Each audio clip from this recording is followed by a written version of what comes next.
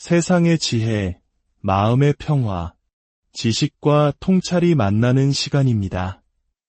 요즘 뉴스를 보면 마음이 무거워진다는 분들이 많습니다.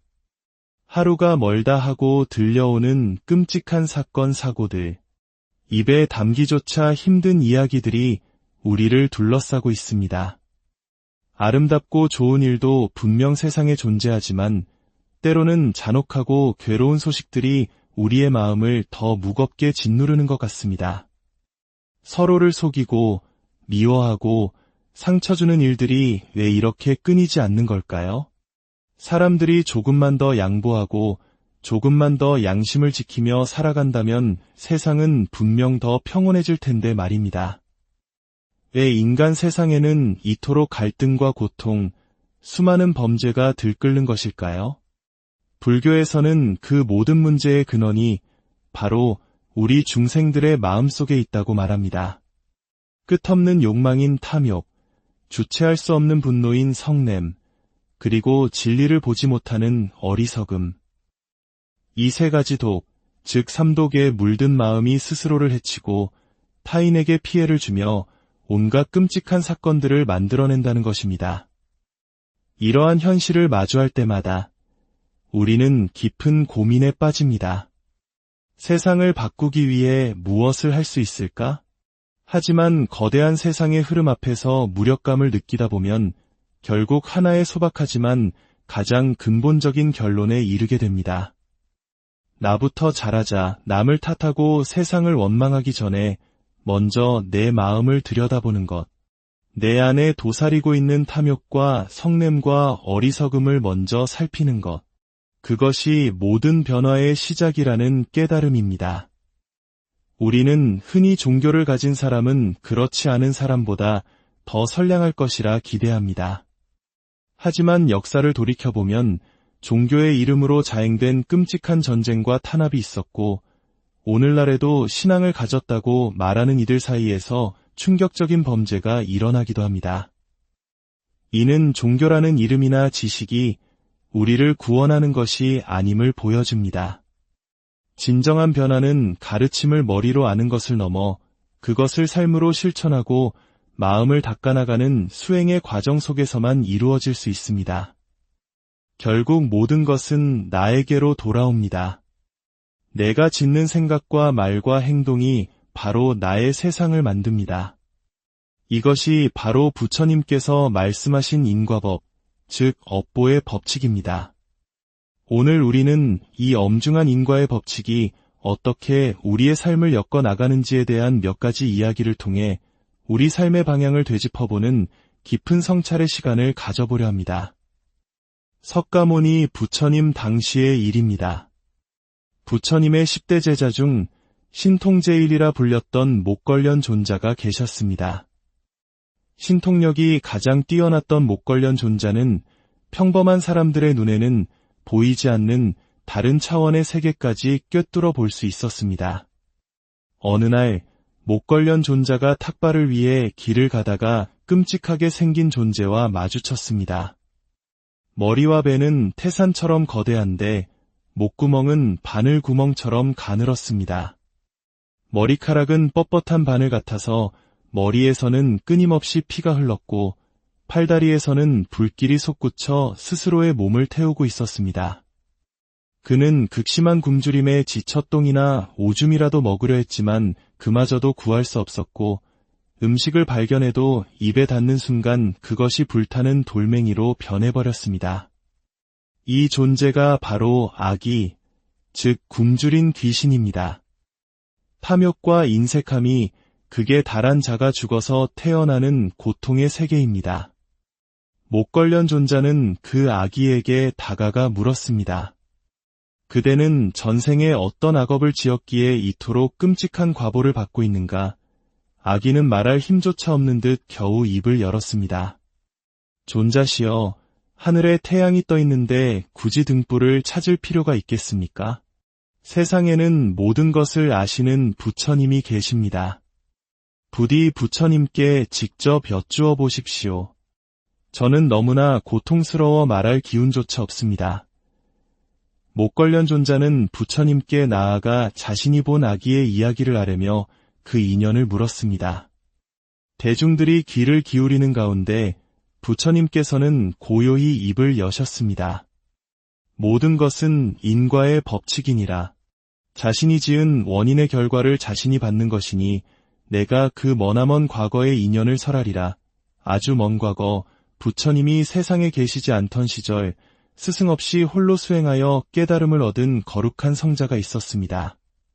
그를 벽지불이라 부릅니다. 어느 날 이 벽지불이 몸에 병을 얻어 괴로워하자 한 의원이 사탕수수즙을 약으로 처방해 주었습니다. 벽지불은 사탕수수즙을 구하기 위해 인근에서 가장 큰 부잣집을 찾아갔습니다. 다행히 그 집의 주인은 신심이 깊은 사람이었습니다. 그는 벽지불을 반갑게 맞으며 말했습니다. 성자시여, 잘 오셨습니다. 마침 저희 집에 사탕수수즙이 있으니 기꺼이 공양 올리겠습니다. 제가 지금 급한 볼일이 있어 밖으로 나가야 하니 제 아내에게 일러 정성껏 준비해 올리도록 하겠습니다. 남편은 아내에게 거룩한 수행자에게 정성을 다해 공양을 올리라 신신당부하고 집을 나섰습니다. 아내는 남편 앞에서 걱정 마시고 다녀오세요. 제가 잘 모시겠습니다. 라고 상냥하게 대답했습니다. 하지만 남편이 떠나자 그녀의 마음속에서 시커먼 심술이 돋아났습니다.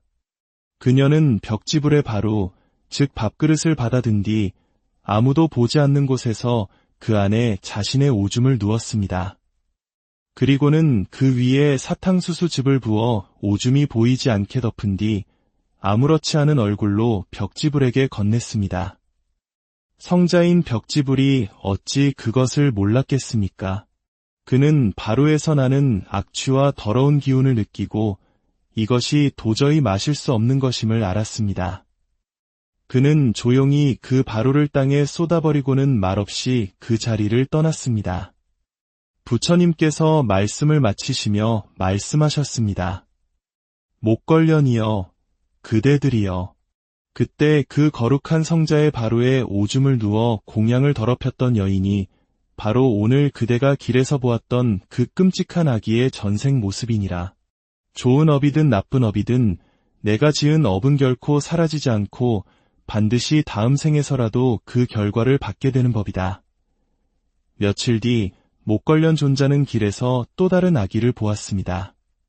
그 아기 역시 굶주림에 떨며 극심한 고통을 겪고 있었습니다. 목걸련 존자가 부처님께 그 인연을 여쭙자 부처님께서는 다시 먼 과거의 이야기를 들려주셨습니다. 그 또한 부처님이 세상에 계시지 않던 시절의 이야기입니다. 한 벽지불이 어느 부잣집에 탁발을 갔습니다. 그 집의 주인 또한 신심이 깊어 벽지불을 집 안으로 정중히 모시고는 아내에게 말했습니다. 여보, 내가 잠시 급한 일로 나가봐야 하니 저 거룩한 수행자께 정성껏 공양을 올려주시오. 부인은 남편 앞에서는 순종적으로 대답했지만 남편이 집을 나서자마자 인색하고 악한 마음을 일으켰습니다. 아, 지긋지긋해. 저런 중들에게 한번 밥을 주기 시작하면 끝도 없이 찾아와서 귀찮게 할 거야. 다시는 우리 집에 찾아오지 못하게 만들어야겠다. 보시하기 싫으면 그저 정중히 거절하면 그만입니다. 그것은 선업은 아닐지언정 악업이 되지는 않습니다. 그러나 이 악한 여인은 꾀를 내었습니다. 그녀는 벽지불을 방 안에 잠시 기다리시라 말하고는 문을 밖에서 걸어 잠가버렸습니다. 그리고는 하루 종일 그를 방 안에 가두어 쫄쫄 굶겼습니다. 해가 저물고 저녁이 되어서야 그녀는 방문을 열고 지칠 대로 지친 벽지불을 집 밖으로 매정하게 내쫓아버렸습니다. 부처님께서는 엄중한 목소리로 말씀하셨습니다. 목걸련이여. 그때 그 거룩한 성자를 방에 가두고 하루 종일 굶긴 뒤 내쫓았던 그 여인이 바로 그대가 오늘 길에서 본 그 고통받는 아기의 전생이니라. 이처럼 인과의 법칙은 한치의 오차도 없이 정확하다. 이 두 이야기는 우리에게 명확한 가르침을 줍니다. 마음이 모든 것을 만들어낸다는 것입니다. 부처님께서는 이렇게 말씀하셨습니다. 모든 것들 중에서 마음이 으뜸이다. 마음이 모든 것을 앞선다. 오염된 마음으로 말하고 행동하면 괴로움이 그 뒤를 따른다. 마치 수레를 끄는 소의 발자국을 수레바퀴가 따르듯이 우리는 모두 행복을 원합니다. 하지만 진정으로 행복의 씨앗을 심고 있는지는 스스로에게 물어봐야 합니다. 복을 받기 원한다면 복을 지어야 하고 공덕을 쌓고 싶다면 공덕을 닦아야 합니다. 나쁜 일을 피하고 싶다면 나쁜 업보를 짓지 않도록 몸과 말과 생각을 항상 조심하고 경계해야 합니다. 때로는 지식이 오히려 지혜의 길을 가로막는 장애가 되기도 합니다. 부처님의 가르침을 머리로는 해박하게 알고 있으면서도 마음속에는 탐욕과 질투가 들끓는다면 그 지식은 아무런 힘을 발휘하지 못합니다. 오히려 다른 사람을 속이고 해치는 교활한 수단으로 전락할 수 있습니다. 가섭 부처님 시대 어느 사원에 두 분의 나이든 장로 스님이 형제처럼 의지하며 수행하고 있었습니다. 두 분은 매우 순박하고 마음이 선량했습니다. 그러던 어느 날 경전 공부를 아주 많이 한 젊은 법사 스님이 그 사원에 찾아왔습니다. 두 장로 스님은 그의 해박한 지식에 감탄하며 법문을 청해 듣고 기뻐했습니다. 하지만 그 법사 스님은 부처님 가르침을 지식으로만 익혔을 뿐 마음속 번뇌는 조금도 닦지 못한 상태였습니다. 그는 순진한 두 노스님을 보자 못된 마음을 품었습니다. 이 두 늙은이는 어수룩해서 속여먹기 딱 좋겠군. 이 절을 내가 독차지해야겠다. 그때부터 법사 스님은 교활한 이간질을 시작했습니다. 그는 큰 장로 스님에게 찾아가 작은 장로 스님이 험담을 하더라는 거짓말을 하고 작은 장로 스님에게는 큰 장로 스님이 험담을 하더라는 거짓말을 했습니다. 처음에는 믿지 않았던 두 스님도 법사 스님의 집요하고 교묘한 거짓말에 넘어가 결국 수십 년간 쌓아온 우애를 버리고 서로를 미워하게 되었습니다. 결국 두 노스님은 모두 절을 떠나버렸고 법사 스님은 계획대로 사원을 독차지하게 되었습니다. 부처님께서는 이야기의 결말을 이렇게 들려주셨습니다. 그 법사 스님은 죽어서 끔찍한 아기로 태어났습니다. 사람의 몸뚱이에 돼지의 얼굴을 하고 입에서는 꼬리가 돋아났으며 그 꼬리에는 수많은 구더기가 득실거리는 흉측한 모습이었습니다. 경전에 대한 해박한 지식도 그가 쌓은 거대한 악업의 과보 앞에서는 아무런 소용이 없었던 것입니다. 이처럼 무서운 것이 업의 법칙이지만 그 속에서도 희망의 빛은 존재합니다. 그것은 바로 간절한 믿음과 참회의 마음입니다. 중국 당나라 시대 초갑이라는 관리가 있었습니다. 그는 어느 날 강을 건너는 배 위에서 불사를 위해 금 600냥이라는 거금을 모아 운반하던 한 스님과 우연히 동승하게 되었습니다. 배가 강 한가운데 이르렀을 때 거센 풍랑이 일어 배가 심하게 요동쳤습니다. 그 혼란스러운 틈을 타 초갑의 마음속에 탐욕이 싹 텄습니다. 지금 이 스님을 물에 밀어버리면 아무도 모를 것이다. 저 금은 모두 내 것이 된다. 순간의 탐욕에 눈이 먼 초갑은 스님을 강물에 밀어 빠뜨리고 금을 가로챘습니다. 완전 범죄라고 생각했지만 그날 이후 초갑의 삶은 지옥으로 변했습니다. 밤마다 꿈속에 물에 빠져 죽은 스님이 나타나 내 돈 내놔라. 부처님께 올릴 돈을 내놔라. 고 소리쳤습니다. 악몽은 점점 심해져 나중에는 대낮에도 스님의 환영이 보이기 시작했습니다. 초갑은 마음의 병이 깊어져 몸져눕게 되었고 어떤 방법을 써도 병은 낫지 않았습니다. 그러던 어느 날 한 스님이 초갑을 찾아왔습니다. 초갑이 마지못해 나가보니 그는 바로 자신이 물에 빠뜨려 죽였다고 생각했던 바로 그 스님이었습니다. 귀신이라 생각하며 벌벌 떠는 초가백의 스님은 자초지종을 설명했습니다. 당신이 나를 강물에 빠뜨렸을 때 나는 그 순간 오직 관세음 보살만을 간절히 불렀소. 정신을 잃었지만 관세음 보살님의 가피 덕분인지 어느 갈대밭에서 정신을 차렸고 어부의 도움으로 목숨을 건질 수 있었소. 나는 당신에 대한 원한이 없으니 부디 마음의 짐을 내려놓고 남은 생이라도 선업을 지으며 편안히 사시오. 스님은 자신을 죽이려 했던 사람을 용서하고 이로까지 건넸습니다. 그러나 이미 너무나 큰 죄업을 짓고 마음의 병이 깊어진 초갑은 스님이 살아있다는 사실을 알았음에도 불구하고 얼마 뒤 세상을 떠나고 말았습니다. 비극은 여기서 끝나지 않았습니다. 그의 총명했던 아들마저 강가에서 갑작스러운 파도에 휩쓸려 목숨을 잃었습니다. 사람들은 이를 두고 인과응보라며 혀를 찼습니다. 사랑하는 여러분, 우리는 알 수 없는 과거로부터 수많은 생을 거듭하며 수많은 업을 지어왔습니다. 지금 우리가 겪는 행복과 불행은 모두 과거에 내가 뿌린 씨앗의 열매입니다. 내가 전생에 무슨 죄를 지었길래 라는 한탄 속에는 사실 진리가 담겨 있습니다.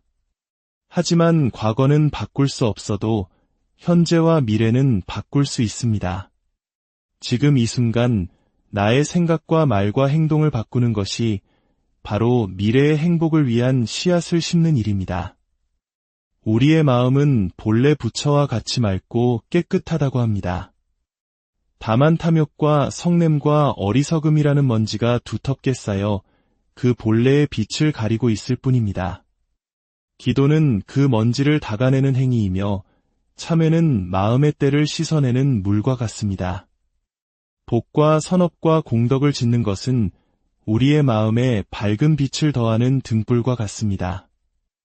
부처님께서도 우주가 3번 생겨나고 사라지는 무한한 시간 동안 닦고 또 닦아 위대한 깨달음을 이루셨다고 합니다. 그 길은 멀고 험난하지만 불가능한 길은 아닙니다. 나의 부족함을 인정하고 그럼에도 불구하고 꾸준히 나아가는 것.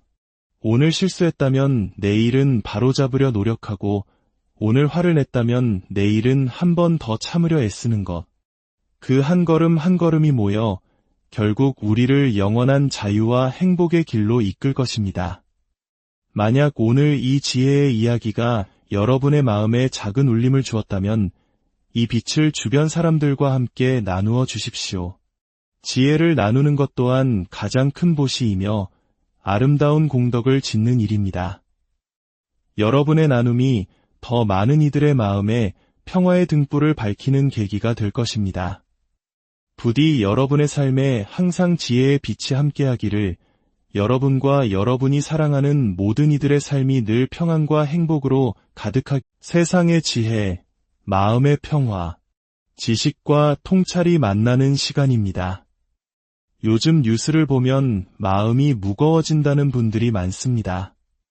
하루가 멀다 하고 들려오는 끔찍한 사건 사고들, 입에 담기조차 힘든 이야기들이 우리를 둘러싸고 있습니다.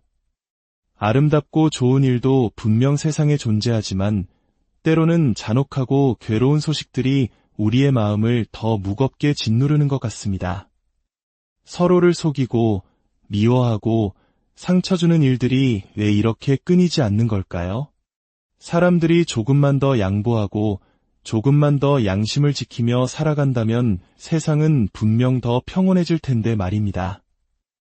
왜 인간 세상에는 이토록 갈등과 고통, 수많은 범죄가 들끓는 것일까요?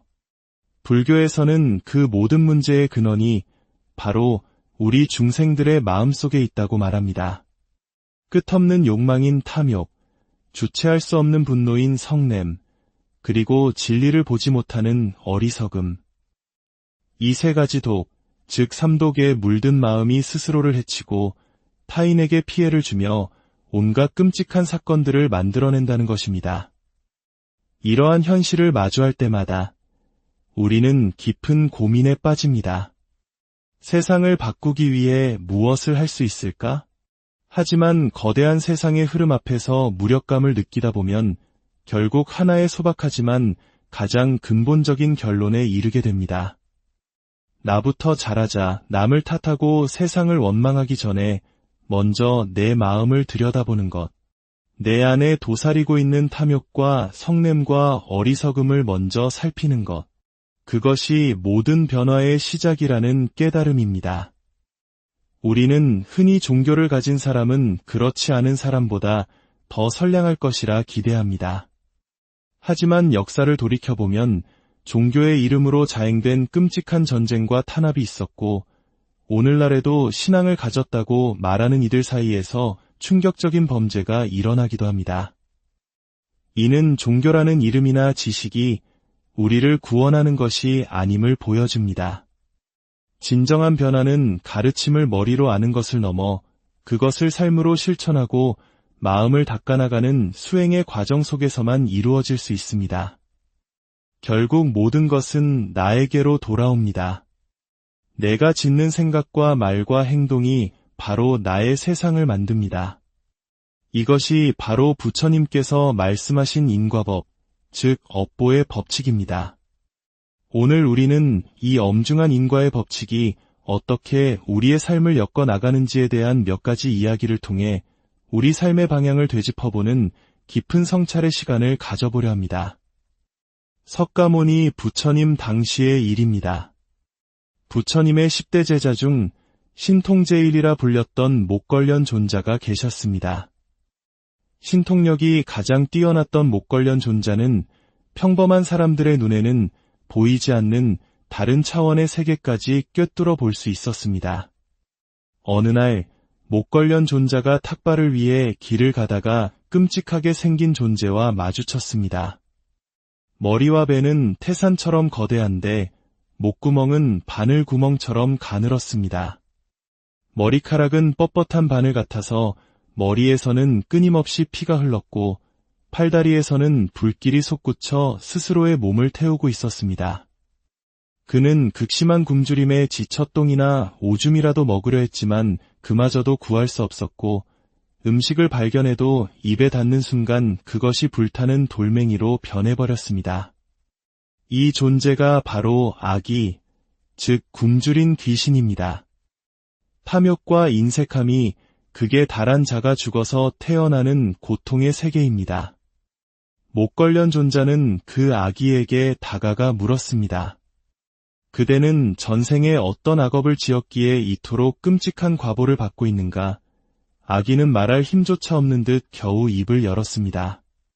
존자시여, 하늘에 태양이 떠 있는데 굳이 등불을 찾을 필요가 있겠습니까? 세상에는 모든 것을 아시는 부처님이 계십니다. 부디 부처님께 직접 여쭈어 보십시오. 저는 너무나 고통스러워 말할 기운조차 없습니다. 목걸련 존자는 부처님께 나아가 자신이 본 아기의 이야기를 아뢰며 그 인연을 물었습니다. 대중들이 귀를 기울이는 가운데 부처님께서는 고요히 입을 여셨습니다. 모든 것은 인과의 법칙이니라. 자신이 지은 원인의 결과를 자신이 받는 것이니 내가 그 머나먼 과거의 인연을 설하리라. 아주 먼 과거 부처님이 세상에 계시지 않던 시절 스승 없이 홀로 수행하여 깨달음을 얻은 거룩한 성자가 있었습니다. 그를 벽지불이라 부릅니다. 어느 날 이 벽지불이 몸에 병을 얻어 괴로워하자 한 의원이 사탕수수즙을 약으로 처방해 주었습니다. 벽지불은 사탕수수즙을 구하기 위해 인근에서 가장 큰 부잣집을 찾아갔습니다. 다행히 그 집의 주인은 신심이 깊은 사람이었습니다. 그는 벽지불을 반갑게 맞으며 말했습니다. 성자시여, 잘 오셨습니다. 마침 저희 집에 사탕수수즙이 있으니 기꺼이 공양 올리겠습니다. 제가 지금 급한 볼일이 있어 밖으로 나가야 하니 제 아내에게 일러 정성껏 준비해 올리도록 하겠습니다. 남편은 아내에게 거룩한 수행자에게 정성을 다해 공양을 올리라 신신당부하고 집을 나섰습니다. 아내는 남편 앞에서 걱정 마시고 다녀오세요. 제가 잘 모시겠습니다. 라고 상냥하게 대답했습니다. 하지만 남편이 떠나자 그녀의 마음속에서 시커먼 심술이 돋아났습니다. 그녀는 벽지불에 바로, 즉 밥그릇을 받아든 뒤 아무도 보지 않는 곳에서 그 안에 자신의 오줌을 누웠습니다. 그리고는 그 위에 사탕수수즙을 부어 오줌이 보이지 않게 덮은 뒤 아무렇지 않은 얼굴로 벽지불에게 건넸습니다. 성자인 벽지불이 어찌 그것을 몰랐겠습니까? 그는 바로에서 나는 악취와 더러운 기운을 느끼고 이것이 도저히 마실 수 없는 것임을 알았습니다. 그는 조용히 그 바로를 땅에 쏟아버리고는 말없이 그 자리를 떠났습니다. 부처님께서 말씀을 마치시며 말씀하셨습니다. 목걸련이여, 그대들이여. 그때 그 거룩한 성자의 바로에 오줌을 누워 공양을 더럽혔던 여인이 바로 오늘 그대가 길에서 보았던 그 끔찍한 아기의 전생 모습이니라. 좋은 업이든 나쁜 업이든 내가 지은 업은 결코 사라지지 않고 반드시 다음 생에서라도 그 결과를 받게 되는 법이다. 며칠 뒤 목걸련 존자는 길에서 또 다른 아기를 보았습니다.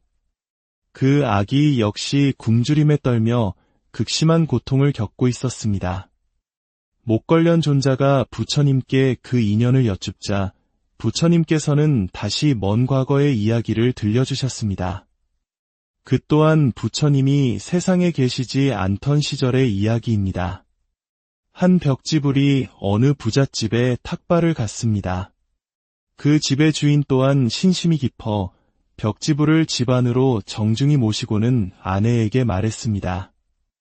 여보, 내가 잠시 급한 일로 나가봐야 하니 저 거룩한 수행자께 정성껏 공양을 올려주시오. 부인은 남편 앞에서는 순종적으로 대답했지만 남편이 집을 나서자마자 인색하고 악한 마음을 일으켰습니다. 아, 지긋지긋해. 저런 중들에게 한번 밥을 주기 시작하면 끝도 없이 찾아와서 귀찮게 할 거야. 다시는 우리 집에 찾아오지 못하게 만들어야겠다. 보시하기 싫으면 그저 정중히 거절하면 그만입니다. 그것은 선업은 아닐지언정 악업이 되지는 않습니다. 그러나 이 악한 여인은 꾀를 내었습니다. 그녀는 벽지불을 방 안에 잠시 기다리시라 말하고는 문을 밖에서 걸어 잠가버렸습니다. 그리고는 하루 종일 그를 방 안에 가두어 쫄쫄 굶겼습니다. 해가 저물고 저녁이 되어서야 그녀는 방문을 열고 지칠 대로 지친 벽지불을 집 밖으로 매정하게 내쫓아버렸습니다. 부처님께서는 엄중한 목소리로 말씀하셨습니다. 목걸련이여. 그때 그 거룩한 성자를 방에 가두고 하루 종일 굶긴 뒤 내쫓았던 그 여인이 바로 그대가 오늘 길에서 본 그 고통받는 아기의 전생이니라. 이처럼 인과의 법칙은 한치의 오차도 없이 정확하다. 이 두 이야기는 우리에게 명확한 가르침을 줍니다. 마음이 모든 것을 만들어낸다는 것입니다. 부처님께서는 이렇게 말씀하셨습니다. 모든 것들 중에서 마음이 으뜸이다. 마음이 모든 것을 앞선다. 오염된 마음으로 말하고 행동하면 괴로움이 그 뒤를 따른다.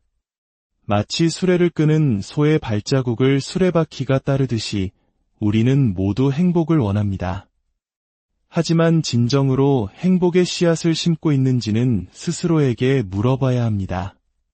복을 받기 원한다면 복을 지어야 하고 공덕을 쌓고 싶다면 공덕을 닦아야 합니다. 나쁜 일을 피하고 싶다면 나쁜 업보를 짓지 않도록 몸과 말과 생각을 항상 조심하고 경계해야 합니다. 때로는 지식이 오히려 지혜의 길을 가로막는 장애가 되기도 합니다.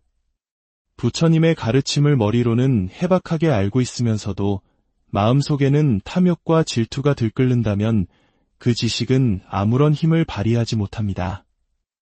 오히려 다른 사람을 속이고 해치는 교활한 수단으로 전락할 수 있습니다. 가섭 부처님 시대 어느 사원에 두 분의 나이든 장로 스님이 형제처럼 의지하며 수행하고 있었습니다. 두 분은 매우 순박하고 마음이 선량했습니다. 그러던 어느 날 경전 공부를 아주 많이 한 젊은 법사 스님이 그 사원에 찾아왔습니다. 두 장로 스님은 그의 해박한 지식에 감탄하며 법문을 청해 듣고 기뻐했습니다. 하지만 그 법사 스님은 부처님 가르침을 지식으로만 익혔을 뿐 마음속 번뇌는 조금도 닦지 못한 상태였습니다. 그는 순진한 두 노스님을 보자 못된 마음을 품었습니다. 이 두 늙은이는 어수룩해서 속여먹기 딱 좋겠군. 이 절을 내가 독차지해야겠다. 그때부터 법사 스님은 교활한 이간질을 시작했습니다. 그는 큰 장로 스님에게 찾아가 작은 장로 스님이 험담을 하더라는 거짓말을 하고 작은 장로 스님에게는 큰 장로 스님이 험담을 하더라는 거짓말을 했습니다. 처음에는 믿지 않았던 두 스님도 법사 스님의 집요하고 교묘한 거짓말에 넘어가 결국 수십 년간 쌓아온 우애를 버리고 서로를 미워하게 되었습니다. 결국 두 노스님은 모두 절을 떠나버렸고 법사 스님은 계획대로 사원을 독차지하게 되었습니다. 부처님께서는 이야기의 결말을 이렇게 들려주셨습니다.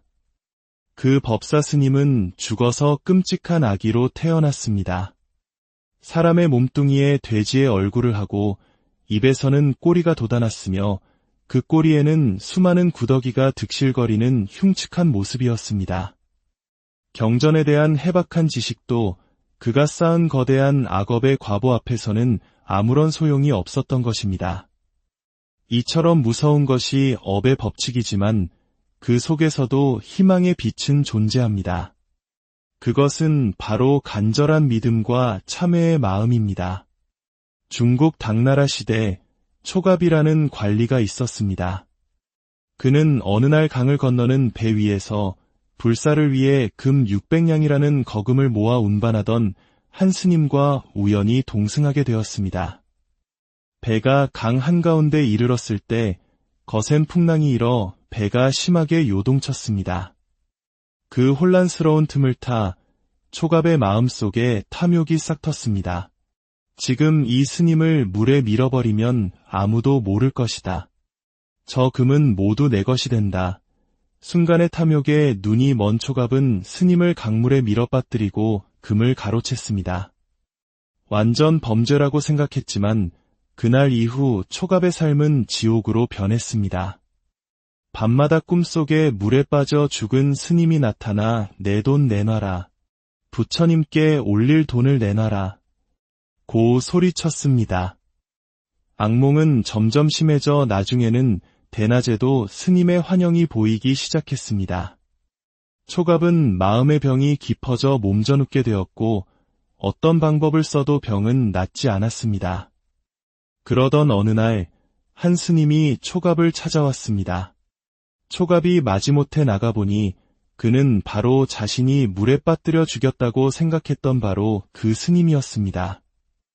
귀신이라 생각하며 벌벌 떠는 초갑에게 스님은 자초지종을 설명했습니다. 당신이 나를 강물에 빠뜨렸을 때 나는 그 순간 오직 관세음 보살만을 간절히 불렀소. 정신을 잃었지만 관세음 보살님의 가피 덕분인지 어느 갈대밭에서 정신을 차렸고 어부의 도움으로 목숨을 건질 수 있었소.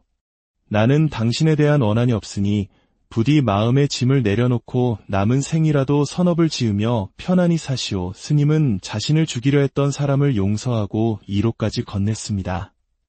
그러나 이미 너무나 큰 죄업을 짓고 마음의 병이 깊어진 초갑은 스님이 살아있다는 사실을 알았음에도 불구하고 얼마 뒤 세상을 떠나고 말았습니다. 비극은 여기서 끝나지 않았습니다. 그의 총명했던 아들마저 강가에서 갑작스러운 파도에 휩쓸려 목숨을 잃었습니다. 사람들은 이를 두고 인과응보라며 혀를 찼습니다. 사랑하는 여러분, 우리는 알 수 없는 과거로부터 수많은 생을 거듭하며 수많은 업을 지어왔습니다. 지금 우리가 겪는 행복과 불행은 모두 과거에 내가 뿌린 씨앗의 열매입니다. 내가 전생에 무슨 죄를 지었길래 라는 한탄 속에는 사실 진리가 담겨 있습니다. 하지만 과거는 바꿀 수 없어도 현재와 미래는 바꿀 수 있습니다. 지금 이 순간 나의 생각과 말과 행동을 바꾸는 것이 바로 미래의 행복을 위한 씨앗을 심는 일입니다. 우리의 마음은 본래 부처와 같이 맑고 깨끗하다고 합니다. 다만 탐욕과 성냄과 어리석음이라는 먼지가 두텁게 쌓여 그 본래의 빛을 가리고 있을 뿐입니다. 기도는 그 먼지를 닦아내는 행위이며 참회는 마음의 때를 씻어내는 물과 같습니다. 복과 선업과 공덕을 짓는 것은 우리의 마음에 밝은 빛을 더하는 등불과 같습니다. 부처님께서도 우주가 3번 생겨나고 사라지는 무한한 시간 동안 닦고 또 닦아 위대한 깨달음을 이루셨다고 합니다. 그 길은 멀고 험난하지만 불가능한 길은 아닙니다. 나의 부족함을 인정하고 그럼에도 불구하고 꾸준히 나아가는 것.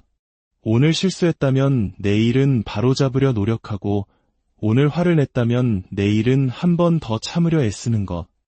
그 한 걸음 한 걸음이 모여 결국 우리를 영원한 자유와 행복의 길로 이끌 것입니다.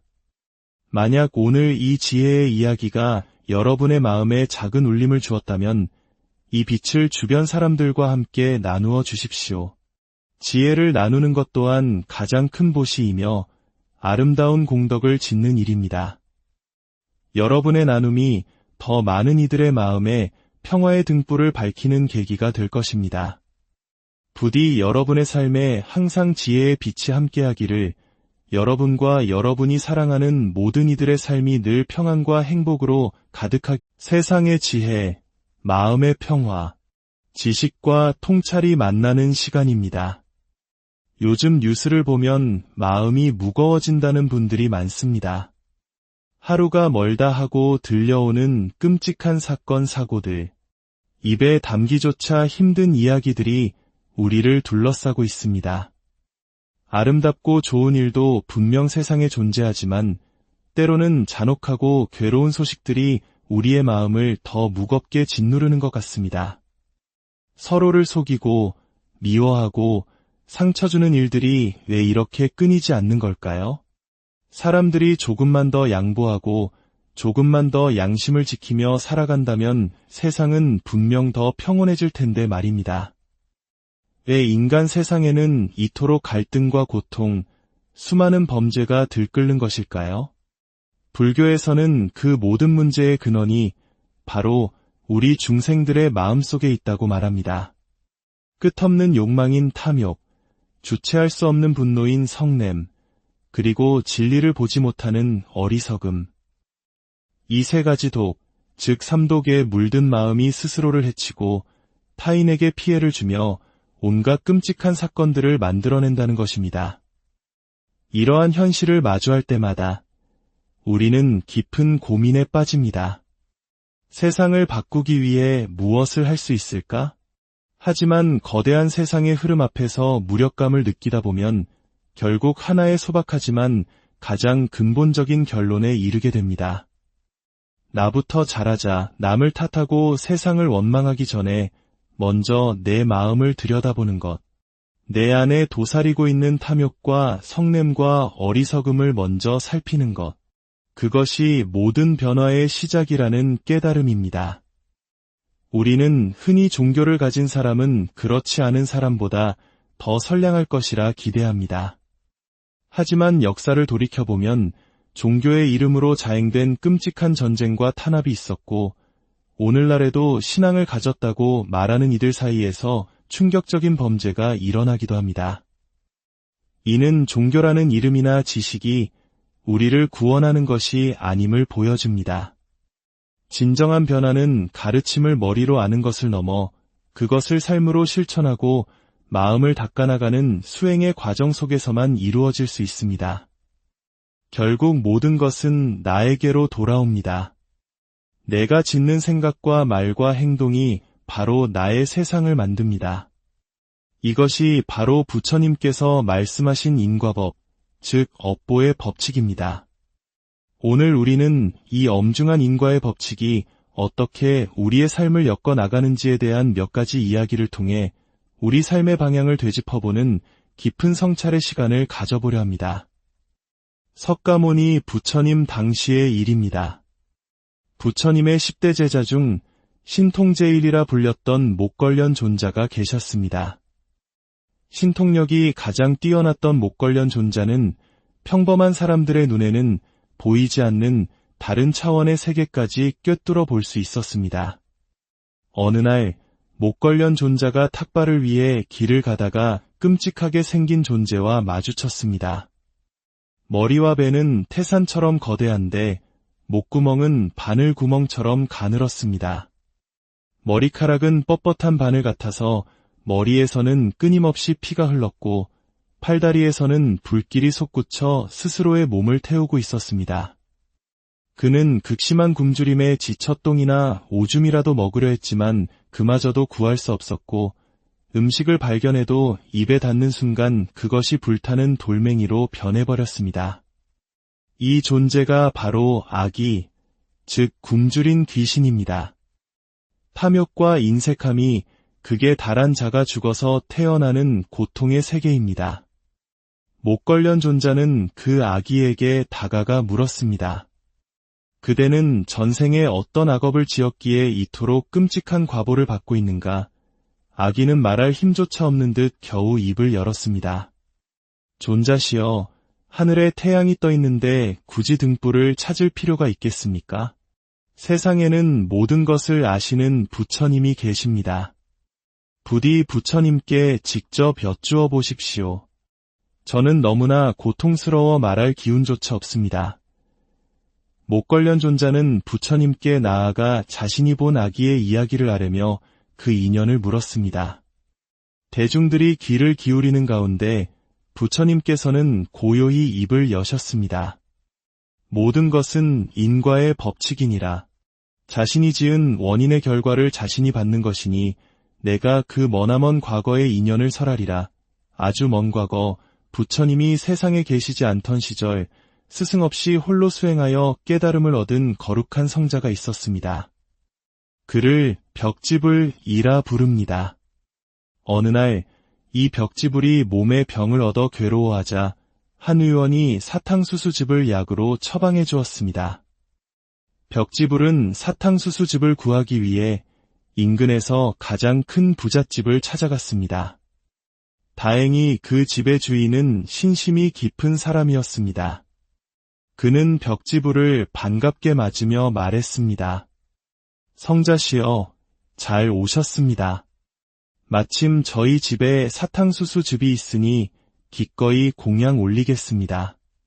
제가 지금 급한 볼일이 있어 밖으로 나가야 하니 제 아내에게 일러 정성껏 준비해 올리도록 하겠습니다. 남편은 아내에게 거룩한 수행자에게 정성을 다해 공양을 올리라 신신당부하고 집을 나섰습니다. 아내는 남편 앞에서 걱정 마시고 다녀오세요. 제가 잘 모시겠습니다. 라고 상냥하게 대답했습니다. 하지만 남편이 떠나자 그녀의 마음속에서 시커먼 심술이 돋아났습니다. 그녀는 벽지불의 바로, 즉 밥그릇을 받아든 뒤 아무도 보지 않는 곳에서 그 안에 자신의 오줌을 누웠습니다. 그리고는 그 위에 사탕수수즙을 부어 오줌이 보이지 않게 덮은 뒤 아무렇지 않은 얼굴로 벽지불에게 건넸습니다. 성자인 벽지불이 어찌 그것을 몰랐겠습니까? 그는 바로에서 나는 악취와 더러운 기운을 느끼고 이것이 도저히 마실 수 없는 것임을 알았습니다. 그는 조용히 그 바로를 땅에 쏟아버리고는 말없이 그 자리를 떠났습니다. 부처님께서 말씀을 마치시며 말씀하셨습니다. 목걸련이여, 그대들이여. 그때 그 거룩한 성자의 바로에 오줌을 누워 공양을 더럽혔던 여인이 바로 오늘 그대가 길에서 보았던 그 끔찍한 아기의 전생 모습이니라. 좋은 업이든 나쁜 업이든 내가 지은 업은 결코 사라지지 않고 반드시 다음 생에서라도 그 결과를 받게 되는 법이다. 며칠 뒤 목걸련 존자는 길에서 또 다른 아기를 보았습니다. 그 아기 역시 굶주림에 떨며 극심한 고통을 겪고 있었습니다. 목걸련 존자가 부처님께 그 인연을 여쭙자 부처님께서는 다시 먼 과거의 이야기를 들려주셨습니다. 그 또한 부처님이 세상에 계시지 않던 시절의 이야기입니다. 한 벽지불이 어느 부잣집에 탁발을 갔습니다. 그 집의 주인 또한 신심이 깊어 벽지불을 집 안으로 정중히 모시고는 아내에게 말했습니다. 여보, 내가 잠시 급한 일로 나가봐야 하니 저 거룩한 수행자께 정성껏 공양을 올려주시오. 부인은 남편 앞에서는 순종적으로 대답했지만 남편이 집을 나서자마자 인색하고 악한 마음을 일으켰습니다. 아, 지긋지긋해. 저런 중들에게 한번 밥을 주기 시작하면 끝도 없이 찾아와서 귀찮게 할 거야. 다시는 우리 집에 찾아오지 못하게 만들어야겠다. 보시하기 싫으면 그저 정중히 거절하면 그만입니다. 그것은 선업은 아닐지언정 악업이 되지는 않습니다. 그러나 이 악한 여인은 꾀를 내었습니다. 그녀는 벽지불을 방 안에 잠시 기다리시라 말하고는 문을 밖에서 걸어 잠가버렸습니다. 그리고는 하루 종일 그를 방 안에 가두어 쫄쫄 굶겼습니다. 해가 저물고 저녁이 되어서야 그녀는 방문을 열고 지칠 대로 지친 벽지불을 집 밖으로 매정하게 내쫓아버렸습니다. 부처님께서는 엄중한 목소리로 말씀하셨습니다. 목걸련이여, 그때 그 거룩한 성자를 방에 가두고 하루 종일 굶긴 뒤 내쫓았던 그 여인이 바로 그대가 오늘 길에서 본 그 고통받는 아기의 전생이니라. 이처럼 인과의 법칙은 한치의 오차도 없이 정확하다. 이 두 이야기는 우리에게 명확한 가르침을 줍니다. 마음이 모든 것을 만들어낸다는 것입니다. 부처님께서는 이렇게 말씀하셨습니다. 모든 것들 중에서 마음이 으뜸이다. 마음이 모든 것을 앞선다. 오염된 마음으로 말하고 행동하면 괴로움이 그 뒤를 따른다. 마치 수레를 끄는 소의 발자국을 수레바퀴가 따르듯이 우리는 모두 행복을 원합니다. 하지만 진정으로 행복의 씨앗을 심고 있는지는 스스로에게 물어봐야 합니다. 복을 받기 원한다면 복을 지어야 하고 공덕을 쌓고 싶다면 공덕을 닦아야 합니다. 나쁜 일을 피하고 싶다면 나쁜 업보를 짓지 않도록 몸과 말과 생각을 항상 조심하고 경계해야 합니다. 때로는 지식이 오히려 지혜의 길을 가로막는 장애가 되기도 합니다. 부처님의 가르침을 머리로는 해박하게 알고 있으면서도 마음속에는 탐욕과 질투가 들끓는다면 그 지식은 아무런 힘을 발휘하지 못합니다. 오히려 다른 사람을 속이고 해치는 교활한 수단으로 전락할 수 있습니다.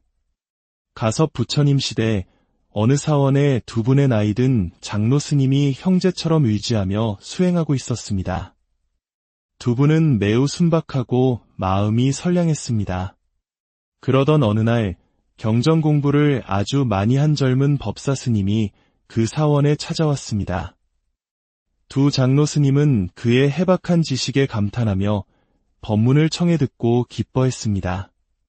하지만 그 법사 스님은 부처님 가르침을 지식으로만 익혔을 뿐 마음속 번뇌는 조금도 닦지 못한 상태였습니다. 그는 순진한 두 노스님을 보자 못된 마음을 품었습니다. 이 두 늙은이는 어수룩해서 속여먹기 딱 좋겠군. 이 절을 내가 독차지해야겠다. 그때부터 법사 스님은 교활한 이간질을 시작했습니다. 그는 큰 장로 스님에게 찾아가 작은 장로 스님이 험담을 하더라는 거짓말을 하고 작은 장로 스님에게는 큰 장로 스님이 험담을 하더라는 거짓말을 했습니다. 처음에는 믿지 않았던 두 스님도 법사 스님의 집요하고 교묘한 거짓말에 넘어가 결국 수십 년간 쌓아온 우애를 버리고 서로를 미워하게 되었습니다. 결국 두 노스님은 모두 절을 떠나버렸고 법사 스님은 계획대로 사원을 독차지하게 되었습니다. 부처님께서는 이야기의 결말을 이렇게 들려주셨습니다. 그 법사 스님은 죽어서 끔찍한 아기로 태어났습니다. 사람의 몸뚱이에 돼지의 얼굴을 하고 입에서는 꼬리가 돋아났으며 그 꼬리에는 수많은 구더기가 득실거리는 흉측한 모습이었습니다. 경전에 대한 해박한 지식도 그가 쌓은 거대한 악업의 과보 앞에서는 아무런 소용이 없었던 것입니다.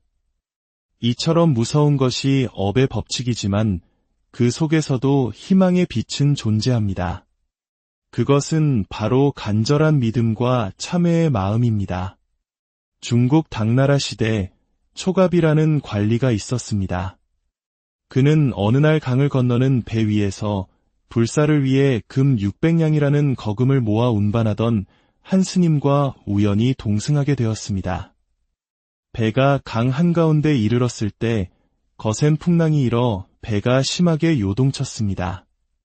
그 혼란스러운 틈을 타 초갑의 마음속에 탐욕이 싹 텄습니다. 지금 이 스님을 물에 밀어버리면 아무도 모를 것이다. 저 금은 모두 내 것이 된다. 순간의 탐욕에 눈이 먼 초갑은 스님을 강물에 밀어 빠뜨리고 금을 가로챘습니다. 완전 범죄라고 생각했지만 그날 이후 초갑의 삶은 지옥으로 변했습니다. 밤마다 꿈속에 물에 빠져 죽은 스님이 나타나 내 돈 내놔라. 부처님께 올릴 돈을 내놔라. 고 소리쳤습니다. 악몽은 점점 심해져 나중에는 대낮에도 스님의 환영이 보이기 시작했습니다. 초갑은 마음의 병이 깊어져 몸져눕게 되었고 어떤 방법을 써도 병은 낫지 않았습니다. 그러던 어느 날 한 스님이 초갑을 찾아왔습니다. 초갑이 마지못해 나가보니 그는 바로 자신이 물에 빠뜨려 죽였다고 생각했던 바로 그 스님이었습니다. 귀신이라 생각하며 벌벌 떠는 초갑에게 스님은 자초지종을 설명했습니다. 당신이 나를 강물에 빠뜨렸을 때 나는 그 순간 오직 관세음 보살만을 간절히 불렀소. 정신을 잃었지만 관세음 보살님의 가피 덕분인지 어느 갈대밭에서 정신을 차렸고 어부의 도움으로 목숨을 건질 수 있었소. 나는 당신에 대한 원한이 없으니 부디 마음의 짐을 내려놓고 남은 생이라도 선업을 지으며 편안히 사시오. 스님은 자신을 죽이려 했던 사람을 용서하고 이로까지 건넸습니다. 그러나 이미 너무나 큰 죄업을 짓고 마음의 병이 깊어진 초갑은 스님이 살아있다는 사실을 알았음에도 불구하고 얼마 뒤 세상을 떠나고 말았습니다. 비극은 여기서 끝나지 않았습니다. 그의 총명했던 아들마저 강가에서 갑작스러운 파도에 휩쓸려 목숨을 잃었습니다. 사람들은 이를 두고 인과응보라며 혀를 찼습니다. 사랑하는 여러분, 우리는 알 수 없는 과거로부터 수많은 생을 거듭하며 수많은 업을 지어왔습니다. 지금 우리가 겪는 행복과 불행은 모두 과거에 내가 뿌린 씨앗의 열매입니다. 내가 전생에 무슨 죄를 지었길래 라는 한탄 속에는 사실 진리가 담겨 있습니다. 하지만 과거는 바꿀 수 없어도 현재와 미래는 바꿀 수 있습니다. 지금 이 순간 나의 생각과 말과 행동을 바꾸는 것이 바로 미래의 행복을 위한 씨앗을 심는 일입니다. 우리의 마음은 본래 부처와 같이 맑고 깨끗하다고 합니다.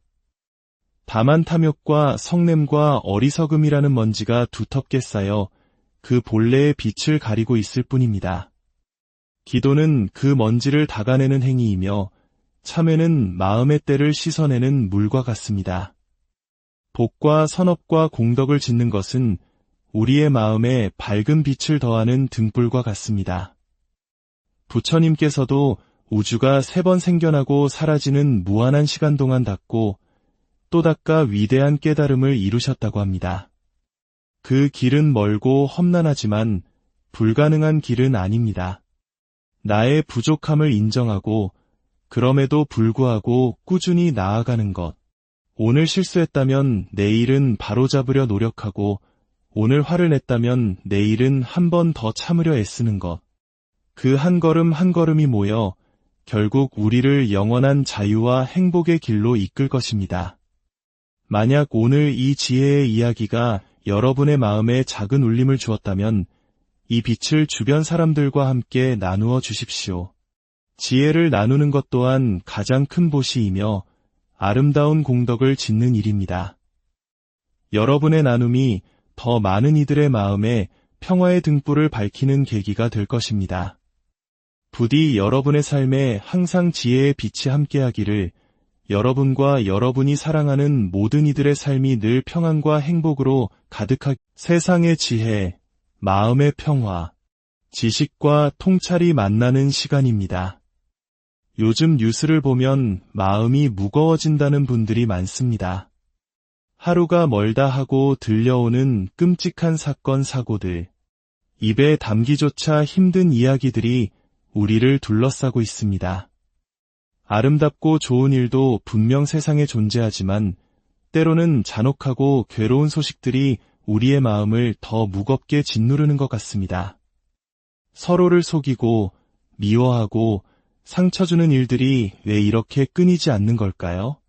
사람들이 조금만 더 양보하고 조금만 더 양심을 지키며 살아간다면 세상은 분명 더 평온해질 텐데 말입니다.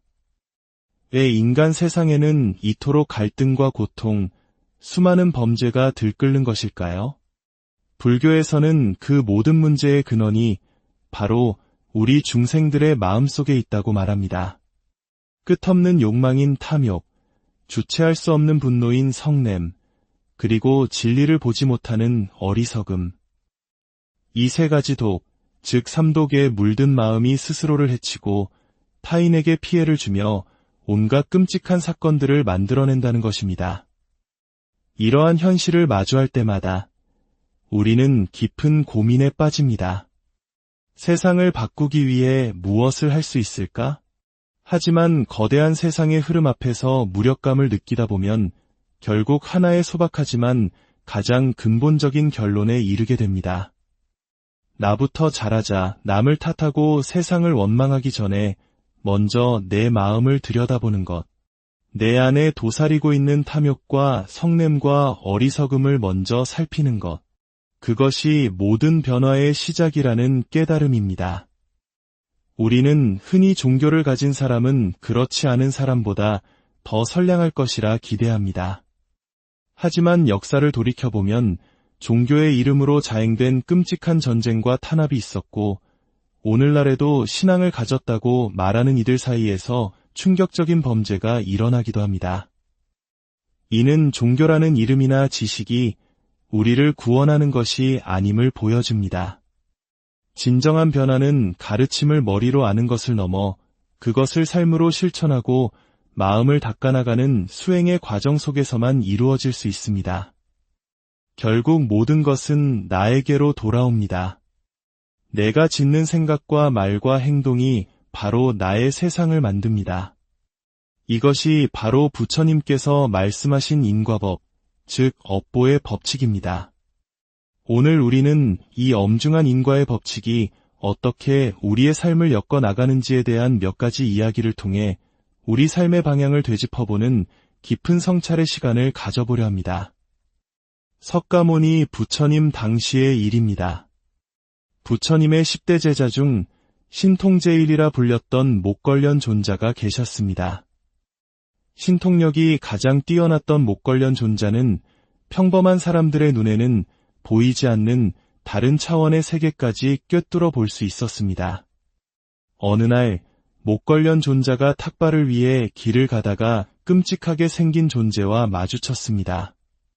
머리와 배는 태산처럼 거대한데 목구멍은 바늘 구멍처럼 가늘었습니다. 머리카락은 뻣뻣한 바늘 같아서 머리에서는 끊임없이 피가 흘렀고 팔다리에서는 불길이 솟구쳐 스스로의 몸을 태우고 있었습니다. 그는 극심한 굶주림에 지쳤똥이나 오줌이라도 먹으려 했지만 그마저도 구할 수 없었고 음식을 발견해도 입에 닿는 순간 그것이 불타는 돌멩이로 변해버렸습니다. 이 존재가 바로 악이, 즉 굶주린 귀신입니다. 탐욕과 인색함이 극에 달한 자가 죽어서 태어나는 고통의 세계입니다. 목걸련 존자는 그 아기에게 다가가 물었습니다. 그대는 전생에 어떤 악업을 지었기에 이토록 끔찍한 과보를 받고 있는가? 아기는 말할 힘조차 없는 듯 겨우 입을 열었습니다. 존자시여, 하늘에 태양이 떠 있는데 굳이 등불을 찾을 필요가 있겠습니까? 세상에는 모든 것을 아시는 부처님이 계십니다. 부디 부처님께 직접 여쭈어 보십시오. 저는 너무나 곧